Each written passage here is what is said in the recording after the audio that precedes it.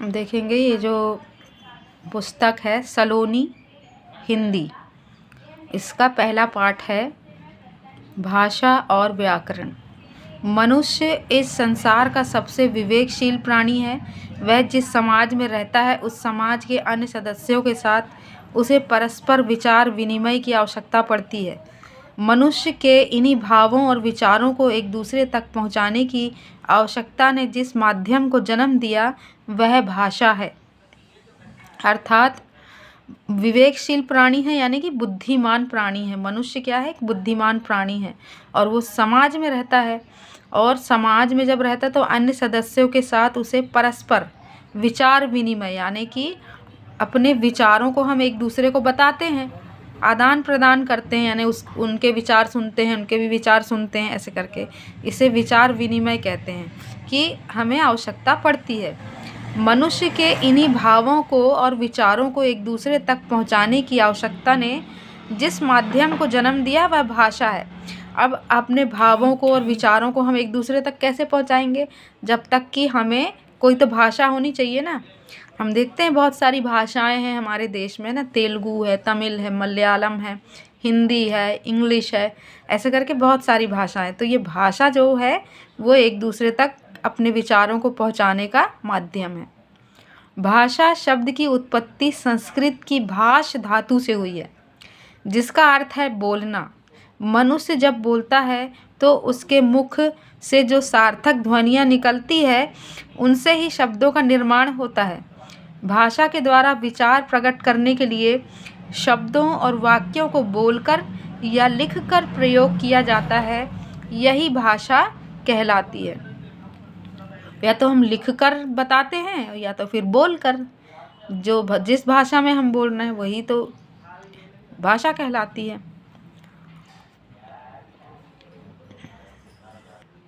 अब यहाँ इस चित्र में हम देख रहे हैं ये लोग आपस में बातचीत कर रहे हैं। ये बोल रही है, अरे आनंद तुम कब आए? ये बच्चा बोल रहा है, 1 घंटे से यहाँ बैठकर तुम्हारा इंतज़ार कर रहा हूँ। यानी अपने विचारों को प्रकट किया ना उसने। और ये बोल रही है, अरे तुम कब आए? ये बोल रहा है, 1 घंटे से बैठा हूँ तुम्हारा इंतज़ार कर। तो अपने विचार हम भाषा के माध्यम से प्रकट करते हैं। और वैसे ही ये भी बोल रही है लड़की, दादाजी मैंने अपनी कक्षा में प्रथम स्थान प्राप्त किया। अब देखो ये लिख कर रही है, यानी लेटर लिख रही, किसको? दादाजी को, क्योंकि वो तो दूर रहते हैं और बोल नहीं पाएगी, इसलिए वो लिख करके अपने विचारों को व्यक्त कर रही है। ऊपर दिए गए पहले चित्र में आनंद और प्रज्ञा बातचीत करके अपने मन की बात प्रकट कर रहे हैं। दूसरे चित्र में अंकिता पत्र लिखकर अपने मन के भाव को प्रकट कर रही है। भाषा जो है वो क्या है, यहाँ दिया हुआ है इसकी परिभाषा। भाषा सार्थक ध्वनियों का ऐसा मेल है जिसके माध्यम से हम अपने मनोभावों और विचारों को एक दूसरे से बोलकर या लिखकर प्रकट करते हैं। तो ये भाषा की परिभाषा हो गई। अब हम देखेंगे भाषा के रूप। तो अभी देखे हमने, है ना, एक मौखिक रूप जो हम बोलकर करते हैं और एक लिखित भाषा जो हम लिख कर करते हैं। जैसे ये देखो, भाषा मौखिक और लिखित। अब मौखिक भाषा क्या होती है? अब यहाँ हम देख रहे हैं आगे, यह है भाषा की परिभाषा। भाषा सार्थक ध्वनियों का ऐसा मेल है जिसके माध्यम से हम अपने मनोभावों और विचारों को एक दूसरे से बोलकर या लिखकर प्रकट करते हैं। तो ये परिभाषा हो गई भाषा की। भाषा के अब कितने रूप हैं? तो भाषा के 2 रूप होते हैं। पहला होता है मौखिक भाषा, दूसरा लिखित भाषा। हम इसको ऐसे भी लिख सकते हैं। आगे यहाँ दिया है कि मौखिक भाषा मुख से बोली जाने वाली अथवा कानों से सुनी जाने वाली वाणी भाषा का मौखिक रूप है। यह भाषा का ध्वनि रूप होता है, जैसे 2 व्यक्तियों का आपस में बातचीत करना, शिक्षक द्वारा बच्चे को बोलकर पढ़ाना या प्रश्न पूछना, प्रश्न सुनकर छात्र का जवाब देना। उपर्युक्त सभी उदाहरण मौखिक भाषा के रूप हैं। जैसे कि मैं अभी आपको बोल के समझा रही हूँ और फिर आपसे प्रश्न करूँगी तो आप आंसर दोगे, तो ये है मौखिक भाषा। अपने विचारों को बातचीत के द्वारा व्यक्त करने में भाषा के जिस रूप का प्रयोग होता है वह मौखिक भाषा कहलाती है। अब है लिखित भाषा। भाषा का लिखित रूप भाषा का लिपि रूप होता है। इसमें व्यक्ति मुख से बोली गई ध्वनियों के प्रतीक चिन्हों यानी लिपि चिन्हों द्वारा लिखकर प्रकट करता है और इन व्यक्त विचारों को पढ़कर समझता है। पुस्तक, पत्र, समाचार पत्र आदि में लिखित भाषा प्रयोग की जाती है। भाषा का लिखित रूप उसे स्थायित्व प्रदान करता है। जैसे दादाजी रामायण पढ़ रहे हैं, मनोहर कहानी लिख रहा है, बच्चे कविता याद कर रहे हैं, वैभवी अपना गृह कार्य कर रही है। उपर्युक्त सभी उदाहरण लिखित भाषा के रूप है, क्योंकि ये पढ़ रहे हैं, लिखा हुआ है जो उसको, मनोहर कहानी लिख रहा है, बच्चे कविता लिखे हुए को याद कर रहे हैं। ये सारे उदाहरण हैं जो लिखित भाषा के रूप है। अब अगला है, अपने विचारों को लिखकर व्यक्त करने में भाषा के जिस रूप का प्रयोग होता है वह लिखित भाषा कहलाती है। तो ये आपकी लिखित भाषा की परिभाषा हो गई और ये आपकी मौखिक भाषा की परिभाषा हो गई। अब एक तरीका और है लिखित भाषा, मौखिक भाषा के अलावा सांकेतिक भाषा। उपर्युक्त चित्रों में माँ और गार्ड अपने भावों को संकेत के माध्यम से प्रकट कर रहे हैं, इन्हें सांकेतिक भाषा कहा जाता है। लेकिन प्रत्येक भाव अथवा विचार को ना तो संकेत के माध्यम से व्यक्त किया जा सकता है और ना ही समझा जा सकता है, इसलिए इसे भाषा के रूप में मान्यता नहीं मिली। क्योंकि हम संकेत से हम कैसे समझेंगे, नहीं समझ सकते हैं। इसीलिए मातृभाषा, मातृभाषा अर्थात माँ द्वारा प्राप्त भाषा, वह भाषा जिसे बच्चे अपनी माँ तथा परिवार द्वारा सीखता है। बच्चे का परिचय सर्वप्रथम इसी भाषा से होता है।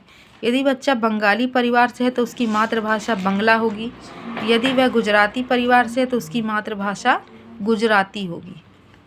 वह मातृभाषा। अब है राष्ट्रभाषा, क्या होती है। भारतीय संविधान सभा द्वारा 14 सितंबर 1949 ईस्वी को हिंदी भाषा को संघ की राजभाषा के रूप में स्वीकार किया गया। संविधान के अनुच्छेद 343 के अनुसार हिंदी हमारी राष्ट्रभाषा है। यह भारतवर्ष के अधिकांश क्षेत्र में बोली और समझी जाती है, बोली समझी और पढ़ी लिखी जाती है। अब देखेंगे भारत की मान्यता प्राप्त भाषाएं। तो भारत की मान्यता प्राप्त भाषाएं कौन कौन सी है। भारतीय संविधान में 22 भाषाओं को भाषा के रूप में मान्यता प्राप्त है। वे इस प्रकार है, जैसे हिंदी, पंजाबी, उर्दू, कश्मीरी, गुजराती, मराठी, बांग्ला, कोंकणी, असमिया, बोडो, मैथिली, डोंगरी, कन्नड़, मलयालम, मणिपुरी, नेपाली, उड़िया, संस्कृत, तमिल, तेलुगु, संथाली तथा सिंधी। ये जो हैं भाषाएं हैं जिन्हें भारत में मान्यता प्राप्त है। अब आगे हम देखेंगे राजभाषा। राजभाषा अर्थात राजकाज की भाषा, वह भाषा जिसका प्रयोग देश के कार्यालयों, ऑफिसों में कामकाज के लिए किया जाता है। हमारे देश यानी कि भारत में कार्यालयी कामकाज हिंदी तथा अंग्रेजी दोनों में ही किया जाता है, परंतु हिंदी को राजभाषा के रूप में मान्यता प्राप्त है। अब है संपर्क भाषा, वह भाषा जिसका प्रयोग देश के निवासी एक दूसरे से परस्पर संपर्क करने के लिए करते, कांटेक्ट करने के लिए करते हैं। भारत की संपर्क भाषा हिंदी तथा विश्व की संपर्क भाषा अंग्रेजी है। बोली, देश के विभिन्न क्षेत्रों में बोली जाने वाली भाषा को बोली कहते हैं, जैसे भोजपुरी, बुंदेली आदि बोली का क्षेत्र सीमित होता है और इसमें प्रायः साहित्य की रचना नहीं होती। जब कोई क्षेत्रीय बोली एक सर्वमान्य रूप प्राप्त कर लेता है और उसमें साहित्य की भी रचा जाने लगता है तो उसे वहाँ की भाषा कहा जाता है। कोई एक बोली जब वो रूप ले लेता है कि उसी बोली में जब कोई रचनाएं लिखी जा रही है या साहित्य यानी पुस्तकों का लिखा जाना शुरू हो गया है तो वो भाषा का रूप ले लेता, वो बोली जो है वो भाषा का रूप ले लेती है। उपभाषा, जब बोली का क्षेत्र थोड़ा बड़ा हो जाता है तब वह उपभाषा बन जाती है। बोलियों में साहित्य की रचना प्रायः नहीं होती, परंतु उपभाषा में साहित्य की रचना होने लगती है। उपभाषा का क्षेत्र जब विस्तृत हो जाता है तब वह भाषा का रूप ले लेती है। लिपि, मुख से बोली जाने वाली ध्वनियों को उनके संकेत चिन्हों के द्वारा प्रकट करने अर्थात उनके लिखित रूप को लिपि कहते हैं। हिंदी भाषा की लिपि देवनागरी है। भाषा संसार की भाषाएं अलग अलग लिपियों में लिखी जाती है। नीचे दी गई तालिका में भारत तथा विश्व की कुछ प्रमुख भाषाओं के नाम तथा उनकी लिपियां दी गई है। यहाँ देखेंगे भाषा, लिपि, भाषा, लिपि। यानी हिंदी भाषा की लिपि क्या है? देवनागरी। संस्कृत की भी देवनागरी है, मराठी की देवनागरी है, गुजराती की भी देवनागरी है, पंजाबी की गुरुमुखी है, उर्दू की फ़ारसी, नेपाली की देवनागरी है। अब अंग्रेजी की क्या है? रोमन है। जर्मन की रोमन, स्पेनिश की रोमन, अरबी की अरबी है, फ्रेंच की रोमन है, पोलिश का रोमन लिपि रोमन है, रूसी का क्रिलिक, रूसी भाषा की लिपि क्या है? क्रिलिक। तो ये सारी यहाँ पर क्या दी गई हैं? लिपि दी गई है, कौन सी भाषा की कौन सी लिपि। साहित्य, ज्ञान राशि से संचित कोश को साहित्य कहते हैं। ज्ञान राशि के संचित कोश को मतलब एक साहित्य है या एक पुस्तक है, उसके अंदर ज्ञान की बातें दी हुई है। संचित करना यानी इकट्ठा करने वाले को हम साहित्य कहते हैं, इकट्ठा करके लिखी गई हैं। साहित्य के द्वारा ही कविता, कहानी, नाटक, उपन्यास के रूप में किसी जाति या वर्ग का जीवंत रूप पाठक के सामने आता है। साहित्य ही मनुष्य की अनुभूति के अनेक पक्षों को उजागर कर उनसे पाठक को परिचित करवाता है। साहित्य की भाषा ही साहित्यिक भाषा कहलाती है। इसमें कवि, कहानीकार, उपन्यासकार, नाटककार, निबंधकार के अपने अनुभव एवं ज्ञान रचना के रूप में साकार होते हैं। साहित्यिक भाषा क्या कहलाती है? इसमें कहानीकार जो कहानी लिखते हैं, उपन्यासकार जो बड़ी बड़ी नॉवेल्स उपन्यास लिखते हैं, नाटककार जो नाटकों को लिखते हैं, और निबंध लिखते हैं जो वो इसको साहित्यिक भाषा का उपयोग करते हैं। अब दिया है व्याकरण। तो व्याकरण से हम भाषा को शुद्ध रूप में बोलना, लिखना और पढ़ना सीखते हैं। व्याकरण से ही हम ध्वनि से, वर्ण, वर्णों से शब्द और शब्दों से वाक्य बनाना सीखते हैं। व्याकरण की सहायता से हम वर्ण, शब्द, पद और वाक्य के शुद्ध रूप से परिचित होते हैं। अब यहाँ हम देखेंगे कि जो वाक्य दिए हुए हैं, देखिए यहाँ बच्चे खेल रहे हैं, गाय घास खा रही है और ये घोड़ा दौड़ रहा है। तो उपयुक्त तीनों वाक्य व्याकरण के अनुसार गलत हैं।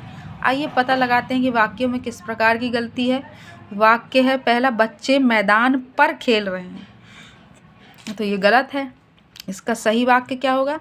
बच्चे मैदान में खेल रहे हैं। वाक्य में पर कारक का प्रयोग गलत है ना। ये कारक कहलाते हैं जो छोटे छोटे शब्द होते हैं, जैसे में, पर, तब, का, ये सारी चीज़ें क्या होती? कारक शब्द कहलाते हैं। तो यहाँ पर ये कारक शब्द का प्रयोग गलत है। में का प्रयोग सही होगा, बच्चे मैदान में खेल रही है, सही होगा। अब ये दूसरा वाला देखेंगे कि गाय घास खा रहा है, तो ये गलत है ना। गाय क्या कर रही है? गाय एक स्त्रीलिंग है, तो इसलिए क्या कर रही है? गाय घास खा रही है ना। इसलिए वहाँ तो पुरुष पुल्लिंग तो है नहीं, ये पुरुष जाति की तो नहीं है, गाय स्त्री जाति की है, इसलिए गाय घास खा रही है। देखो लिखा भी है यहाँ, क्योंकि गाय स्त्रीलिंग है इसलिए क्रिया भी स्त्रीलिंग होगी। अब सही वाक्य देखो, अब ये वाला देख लो, घोड़ा दौड़ रहे हैं, तो गलत है। तो एक ही घोड़ा है ना, जहाँ ज़्यादा होंगे तब दौड़ रहे हैं लिखा रहेगा। घोड़े भी आएगा वहाँ पर अगर ज़्यादा होंगे तो, लेकिन दौड़ रहे हैं यहाँ, ये भी गलत है। वाक्य आएगा घोड़ा दौड़ रहा है, ये सही है, क्योंकि घोड़ा एक वचन है इसलिए क्रिया भी एक वचन में होगी। अब यहाँ देखेंगे हम, अब बहुत अच्छी महत्वपूर्ण जानकारी दी है। हिंदी 18 करोड़ भारतीयों की मातृभाषा तथा 30 करोड़ लोगों की संपर्क भाषा है। और ये बहुत अच्छी बातें दी है यहाँ पर। भाषा सार्थक ध्वनियों का ऐसा मेल है जिसके माध्यम से मनुष्य अपने भावों तथा विचारों को बोलकर, लिखकर प्रकट करता है। मुख से बोली जाने वाली तथा कानों से सुने जाने वाली भाषा मौखिक भाषा कहलाती है।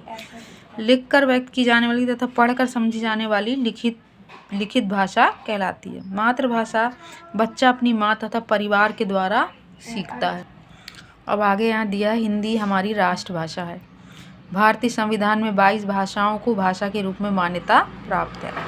कार्यालय या ऑफिसों में कामकाज की जो भाषा को राजभाषा कहते हैं। एक दूसरे से संपर्क स्थापित करने के लिए प्रयोग की जाने वाली भाषा को संपर्क भाषा कहते हैं। देश के विभिन्न क्षेत्रों में बोली जाने वाली भाषा को बोली कहते हैं। विभिन्न क्षेत्र जैसे आसपास के क्षेत्र हो गए में बोली जाती, जैसे हमारे मध्य प्रदेश में अलग अलग क्षेत्रों में अलग अलग प्रकार की बोली बोली जाती है, तो उसे हम बोली जाने वाली भाषा को बोली कहते हैं। जब बोली का क्षेत्र बड़ा हो जाता है तो वो उपभाषा बन जाती है। बोली जाने वाली ध्वनियों के लिखित रूप को लिपि कहते हैं और ज्ञान राशि के संचित कोश को साहित्य कहते हैं। व्याकरण द्वारा ही हम भाषा को शुद्ध रूप से बोलना, पढ़ना और लिखना सीखते हैं। तो आपके यहाँ पर बहुत सारे पीछे प्रश्न दिए हैं, उसमें ये आंसर आपको मिल जाएंगे। ये सारे आंसर जो दिए हैं ना, वो पीछे प्रश्न दिए हैं उनके ये इधर सारे आंसर मिल जाएंगे। अब यहाँ दिया है अभ्यास कार्य, है ना। आइए अभ्यास करें। उचित विकल्प पर सही का निशान लगाइए। देखो पहला दिया का वाला, एक क्षेत्र विशेष में बोले जाने वाली भाषा को क्या कहते हैं? एक क्षेत्र विशेष में बोले जाने वाली भाषा को बोली कहते हैं। तो ये देखो यहाँ पर लगा है बोली में। फिर है भारतीय संविधान द्वारा किस भाषा को राष्ट्रभाषा के रूप में मान्यता दी गई है? तो किसको दी गई है? हिंदी को। देखो हिंदी में यहाँ जो दिया है बॉक्स उसमें सही लगा। ज्ञान राशि का संचित कोश क्या कहलाता है? क्या कहलाता है? साहित्य। जहाँ पर ज्ञान की बातों को इकट्ठा करके रखा जाता है, लिखा जाता है, उसे साहित्य कहते हैं। बच्चा सर्वप्रथम किस भाषा का प्रयोग करता है? तो मातृभाषा का, क्योंकि वो सबसे पहले अपनी माँ से सीखता है, उसे ही मातृभाषा कहते हैं। अगला है, नीचे दिए गए वाक्यों के सामने सही या गलत का निशान लगाइए। तो पहला दिया है का वाला, भाषा विचारों के आदान प्रदान का साधन है। सही। लिखित भाषा में हम ध्वनि का प्रयोग करते हैं। गलत, क्योंकि बोलने में करते हैं ध्वनि का प्रयोग, लिखने में नहीं करते। लिखने में तो हम लिपि का प्रयोग करते हैं। हिंदी भाषा फारसी लिपि में लिखी जाती है। गलत। व्याकरण के ज्ञान से हम भाषा का शुद्ध प्रयोग करना सीखते हैं। सही। व्याकरण में वर्ण, शब्द और वाक्य पर विचार किया जाता है। सही। अब आगे यहाँ दिया है भाषा और लिपि को मिलाइए। अब ये जोड़ी बनाना है। पहला उर्दू क्या हो गया है? उर्दू का फारसी, इसकी लिपि है उर्दू की फारसी। पंजाबी की है गुरुमुखी, जर्मन की रोमन, संस्कृत की भी देवनागरी है, रूसी की क्या है? क्रिलिक। तो ये है आपकी सही जोड़ी। ये जो है प्रश्न दिए हैं, निम्नलिखित प्रश्नों के उत्तर लिखिए। भाषा किसे कहते हैं? उदाहरण देकर समझाइए। भाषा के कितने रूप होते हैं? प्रत्येक के दो दो उदाहरण दीजिए। लिपि किसे कहते हैं? व्याकरण हमें क्या सिखाता है?